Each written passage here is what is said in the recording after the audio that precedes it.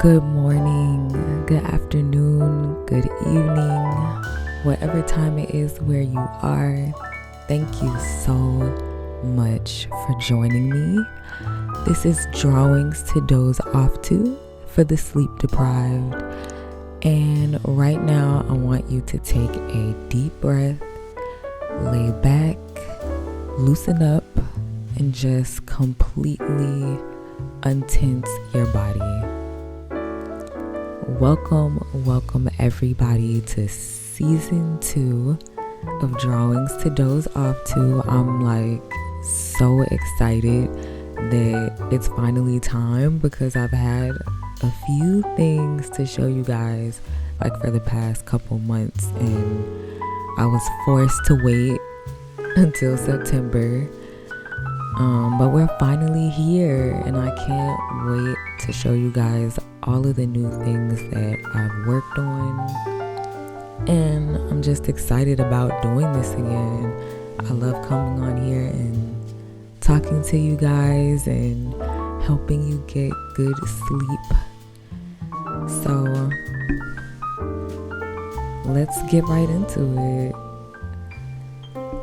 For those of you who don't know who Devin Booker is, he is a point guard and shooting guard for the Phoenix Suns. So he's an NBA player, and he happens to be somebody that at the time that I painted this, I was actually a little bit obsessed with him, I'm not gonna lie. But I aside from being obsessed with him and really loving his face and wanting to draw it, I also really am a huge fan of him as a basketball player.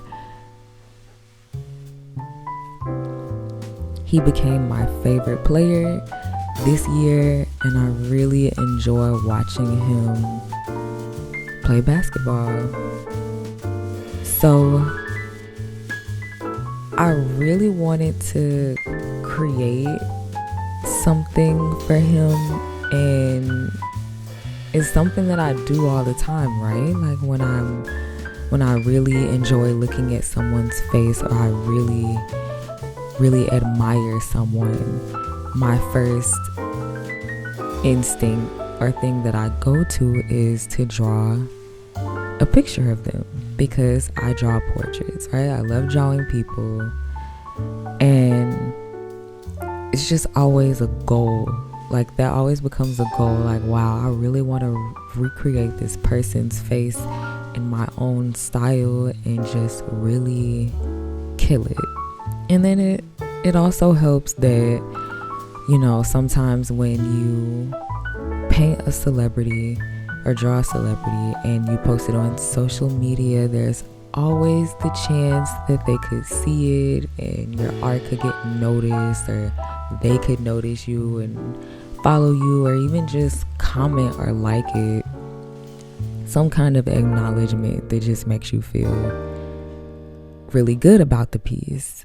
But another kind of con that comes with making art pieces of people that you really admire is that you kind of put a lot of pressure on yourself to make it perfect. I personally am a perfectionist just naturally. I kind of go into every project that way, or at least I definitely did when I was just starting out. Everything had to be perfect. After about 4 years, I got to the point of being an artist where I could accept whatever I was able to do and fall in love with it, even if it wasn't technically perfect or close to being perfect. So me being at that point right now and still struggling so much with this piece and trying to make it the way I envisioned it in my head.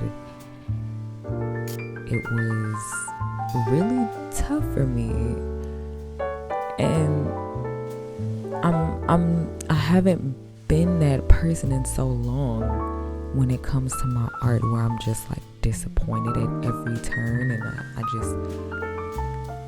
can't figure out what's wrong with it, and I really just get frustrated to the point where I don't even want to finish it anymore, you know?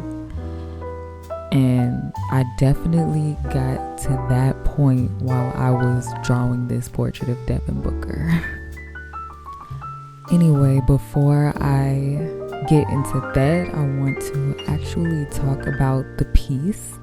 So I felt like I wanted to do two different types of portraits for Devin. I wanted one to be kind of like based around him being a basketball player and be something that his fans would probably like and appreciate as well as him. And then I wanted the other portrait to be something more so suited to me, I would say, and my attraction to him. Make it more of like a really sentimental, really beautiful portrait with really vibrant, beautiful colors, lots of nudes and pinks, you know, my typical style, the way I did with my J Park portrait. I wanted it to be more like that, you know, with flowers and just really pretty. But obviously in this video I'm working on the basketball portrait, and my idea was to have two different Devins in two different Suns jerseys, and then I wanted to have two smaller Devins that were the bigger Devins the bigger Devins were more detailed in, well, everything really, but they were all about the face, and the smaller Devins were supposed to be showing him actually playing ball, and I didn't want to put a lot of detail in them, not just because they're so small and I'm not the greatest with tiny details, but just because I like the difference in like the super realistic face next to the tiny little figure of his body. And I thought it was cool that even though there aren't details in it, you can tell that it's him, and you can see that he's in motion, and you can see exactly what kind of shot he's taking. I just thought that was cool. So that's what I did. When I first started out with this portrait that I'm currently shading on the left, I actually did everything wrong. I feel like I kind of sabotaged myself, because I don't know if you can notice in the video, but I actually used a ruler to determine where to draw the face and how long and wide to make it and where the features would go, and that's something I have literally never done before. But like I said, going into it, this piece was so important to me, and making Devin actually look like himself was very important to me. So I was really scared that I was going to get the proportions wrong and ruin his face, and I really did not want to do that. So I used a ruler. I have a ruler on Photoshop, so I would just look at that and see, oh, okay, his nose is 5 inches from the edge of the board, or his chin is 7 inches down from his hairline, whatever I had to do. And when it was all said and done, I feel like that was the thing that really messed me up, and it would have come out a lot better and more accurate if I had just trusted myself and do what I always do. And don't get me wrong, the face was shaded beautifully. It was a nice looking face. It just wasn't Devin's face. Another thing that I kind of thought about after working on this piece is that my technique of laying all of the colors down before I start blending anything might work better on less detailed pieces. I don't think it was the best shading strategy to go with for a piece like this.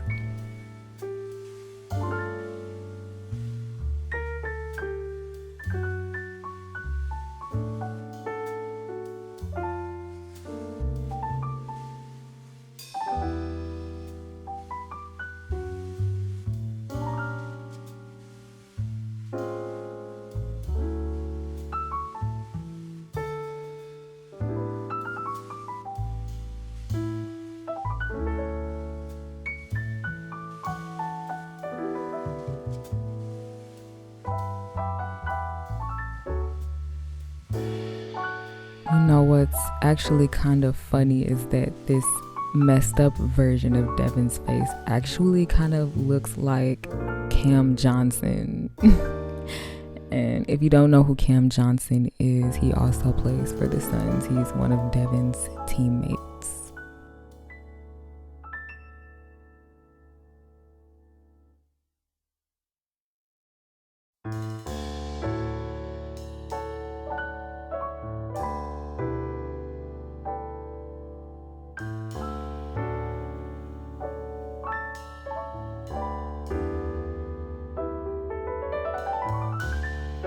Let me tell you, I struggled so much with the nose and the lips.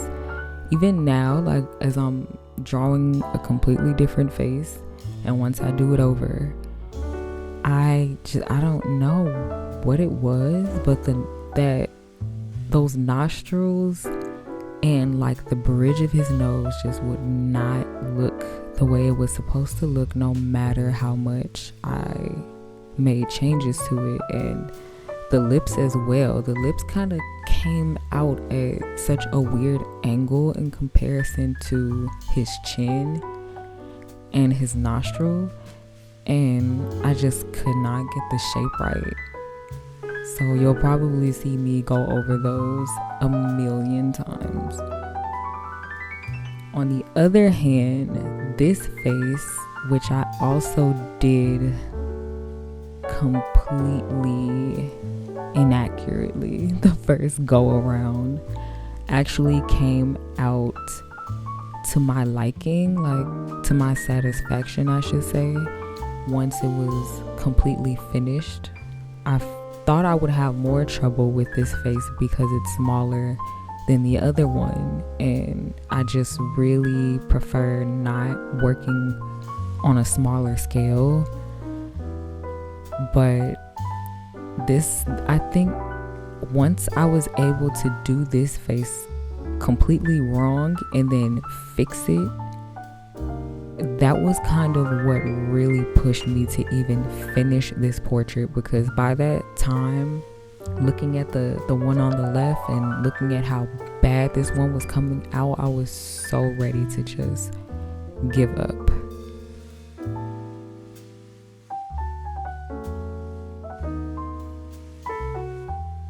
As far as this face, as I'm shading right now, I'm making his nose too wide. I made his jaw too thin. So really his entire face was too thin, and I also made his hair too long on top and his ears didn't come out enough. And I think his chin was actually too short too. There was just so much wrong with it.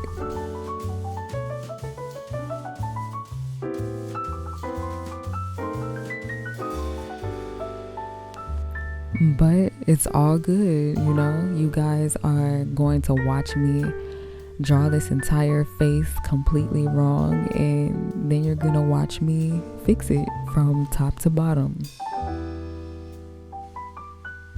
I think it's cool how his face gradually becomes what it's supposed to look like.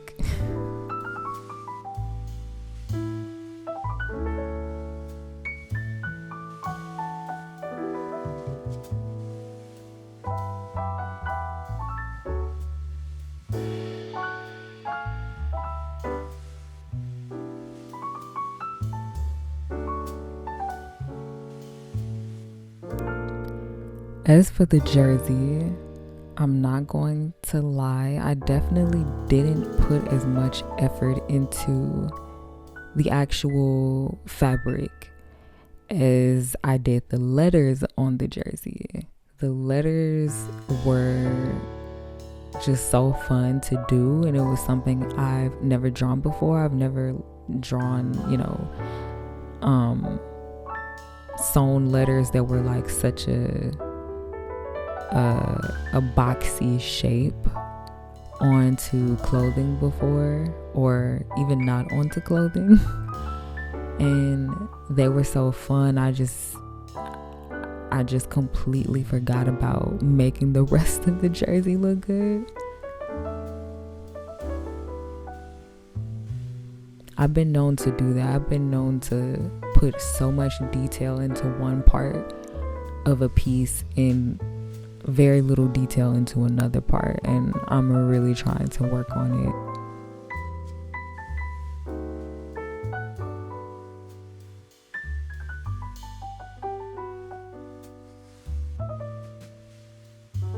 I think at the moment I'm actually working on the tiny Devin Booker in the corner, but I forgot to move my camera up for part of it, so that's why you're just seeing my elbow and my glasses instead of what I'm actually drawing. And now the transformation begins. I'm not positive, but I believe this entire part where I'm transforming his face to make it look the way it's supposed to look, I believe took me about 6 hours. I believe this entire piece took me 22 hours. It is the longest I have worked on any piece ever.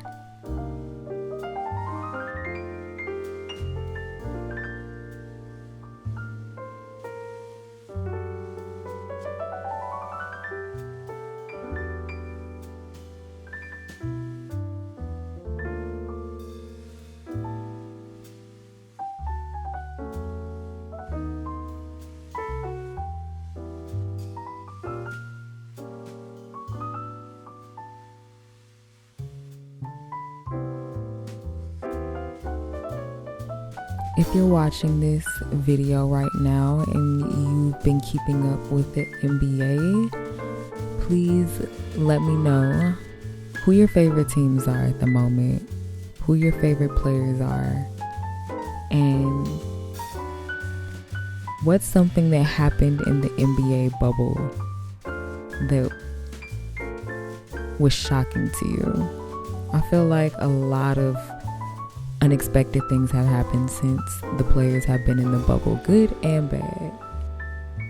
So let me know something that really blew your mind.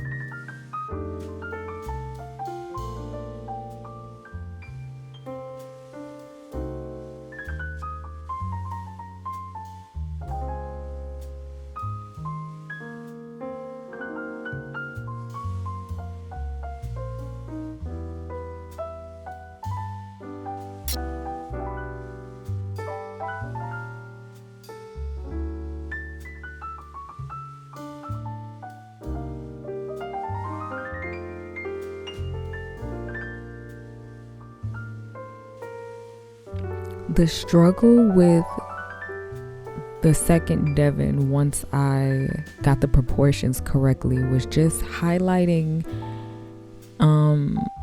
the right things the right way so that he didn't look older, because I felt like I made him look older originally. So I was trying to fix that by adding the highlights above his brows and in the corners of his eyes and things like that. Once I figured the second Devin out for the most part, that was when I realized that the first Devin was completely off. It looked off, it didn't look like him. And once I pulled my ruler out and actually measured the distance between certain features, I knew for sure that it was wrong.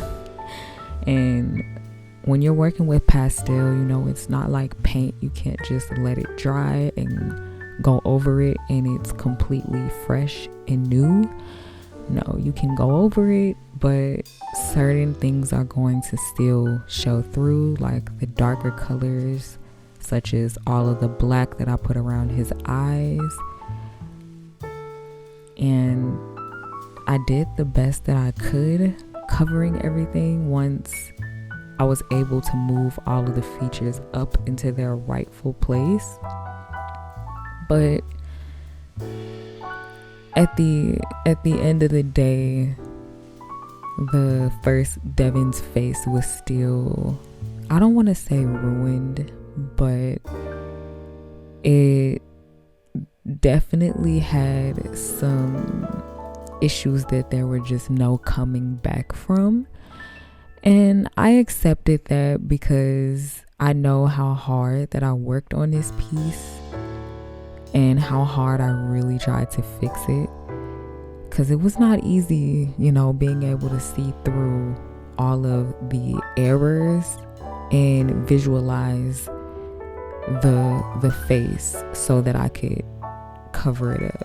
It was really difficult, and I've never done this before. I was honestly terrified that I had just destroyed the whole painting once again, and it was another another week where I was just like really doubting myself as far as completing this. But it's like once you come so far, giving up just makes everything that you've been through not worth it. So I was just determined to get it to look as much as Devin as I could.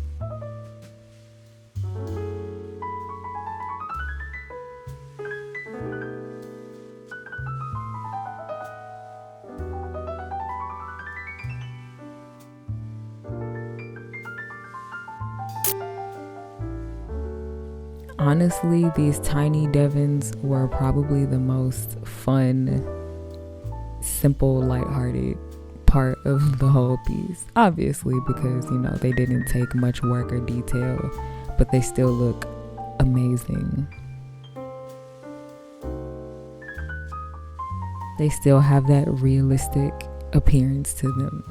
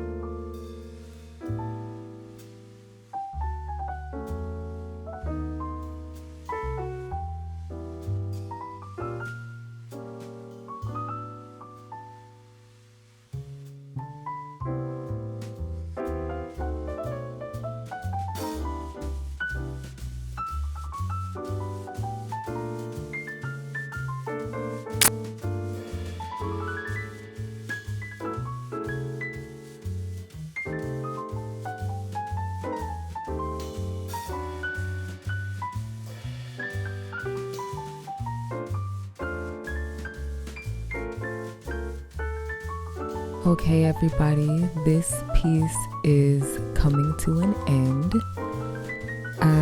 It didn't exactly do well across social media, so I did not make prints of this piece, but the original piece is available in my shop at TanaeBrianna.com. And I want to thank you guys so much for watching. If there are any new viewers, I want to welcome you. I hope you enjoy all of the previous episodes as well as the episodes to come. I hope they really help you guys sleep at night if you're struggling. And I hope you guys have a good night and have sweet dreams.